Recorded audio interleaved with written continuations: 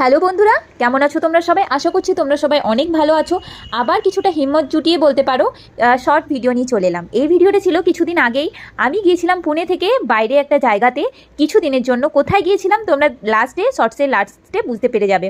যারা যারা আমার ভিডিও দেখো তারা নিশ্চয়ই বুঝতে পেরে যাবে।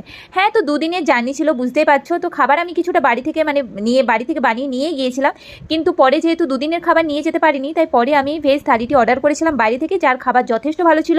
এটা আমি রেলওয়ে থেকে নিয়ে বাইরে থেকে অর্ডার করেছিলাম, যাতে স্যালাড, পনির, একটা আলু পটলের তরকারি, ডাল, রুটি, আচার অনেক কিছু ছিল। আর এই ভিডিওটা হচ্ছে পরের দিন, যেখানে আমি আমার গন্তব্যে প্রায় পৌঁছে গিয়েছিলাম।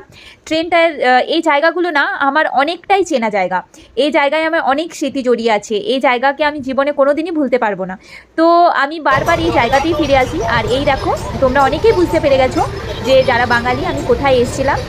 হ্যাঁ, আমি শান্তিনিকেতনে এসেছিলাম কিছুদিনের জন্য, কিছু একটা কাজে, বিশেষ কাজে, যেটা পরে তোমাদের